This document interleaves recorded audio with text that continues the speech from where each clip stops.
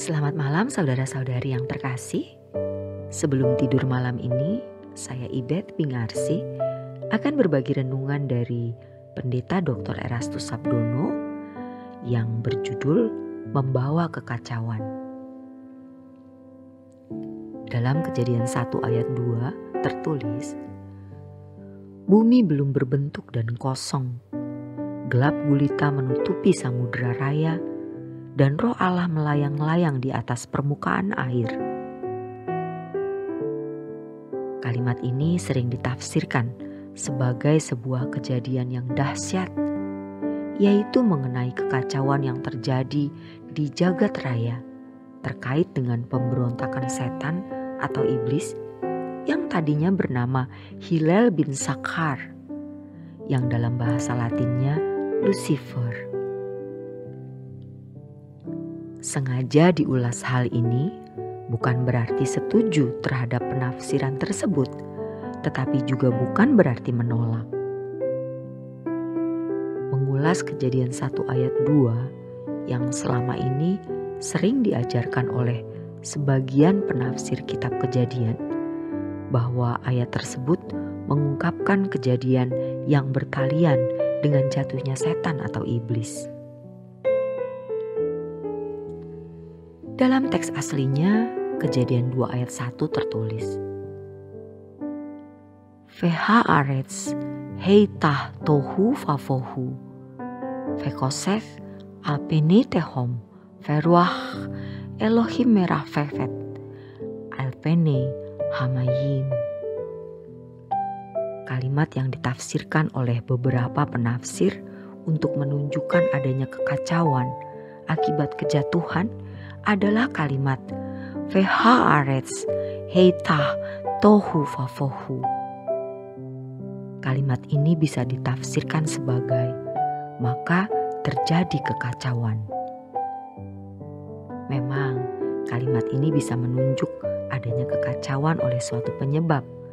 Artinya ada kausalitas dari kekacauan yang terjadi yang oleh beberapa penafsir diasumsikan setan atau iblis sebagai penyebabnya. Dari hal ini dibangun penafsiran bahwa telah terjadi suatu peristiwa yang membuat alam semesta ini kacau balau, dan hal itu disebabkan karena kejatuhan setan atau iblis. Penafsiran seperti ini sudah lama ada dan diyakini oleh sebagian orang Kristen. Di pihak lain, ada juga pandangan yang menunjukkan bahwa kalimat Vehaaretz heitah tohu vavohu, maka terjadi kekacauan, menunjuk suatu keadaan yang memang belum ditertibkan atau belum diatur oleh Elohim. Berarti masih berkeadaan kacau balau. Itulah sebabnya terdapat kata kosong. Dalam teks aslinya, kata kosong adalah bohu, yang artinya emptiness, a vacuity atau kekosongan. Tetapi sebenarnya kata tohu juga berarti an undistinguishable ruin, atau keruntuhan yang tidak bisa dibedakan. Artinya kacau sekali. Keadaan ini ada karena memang belum mendapat sentuhan jari tangan yang tidak kelihatan. Dalam hal ini Allah belum berkarya atasnya, atau Roh Allah belum mengerami atasnya. Dari keberadaan dunia seperti ini, maka bisa muncul konsep creatio ex nihilo. Artinya diciptakan dari keadaan tidak ada menjadi ada. Ada juga yang mengatakan bahwa itu adalah peristiwa Big Bang. Big Bang adalah teori yang menyatakan bahwa pernah terjadi suatu peristiwa dalam bentuk ledakan atau dentuman di alam semesta, mengawali terbentuknya alam semesta. Hal ini didasarkan pada kajian kosmologi mengenai bentuk awal dan perkembangan alam semesta di waktu berikutnya. Peristiwa ini diperkirakan terjadi sekitar 13 sampai 14 miliar tahun yang lalu. Teori ini memang banyak didukung oleh bukti-bukti ilmiah, sehingga sampai sekarang diterima oleh banyak kalangan ilmuwan maupun orang awam.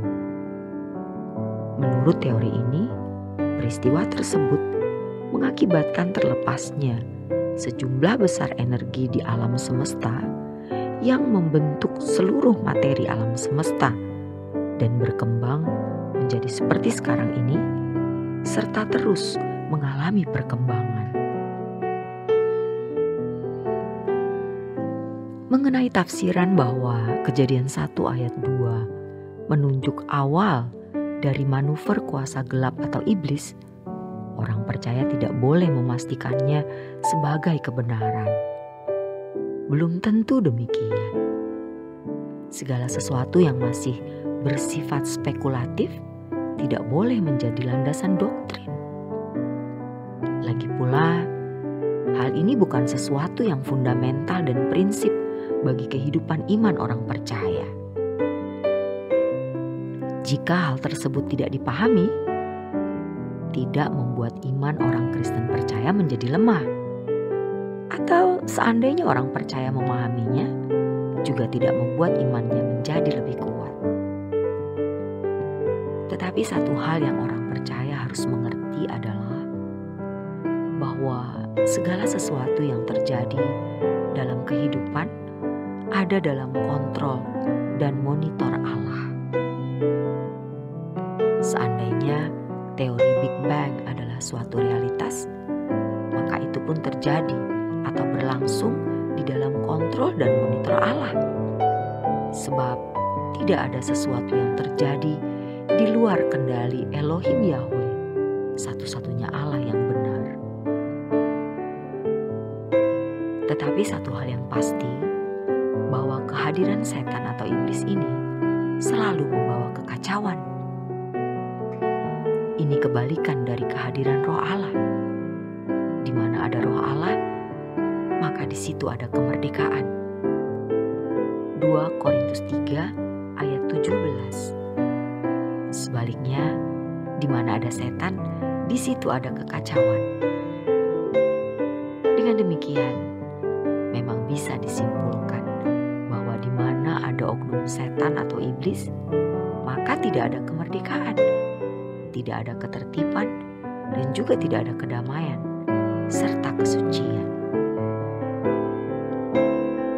Memang tidak ada orang yang terang-terangan menyatakan mau bersahabat dengan setan atau iblis, tetapi ternyata mereka juga tidak bersahabat dengan Allah.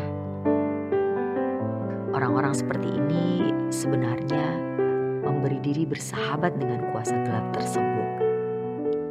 Setiap orang harus memilih bersahabat dengan Allah atau bersahabat dengan setan atau iblis.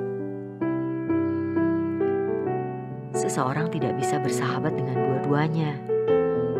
Harus ada salah satu yang dipilih.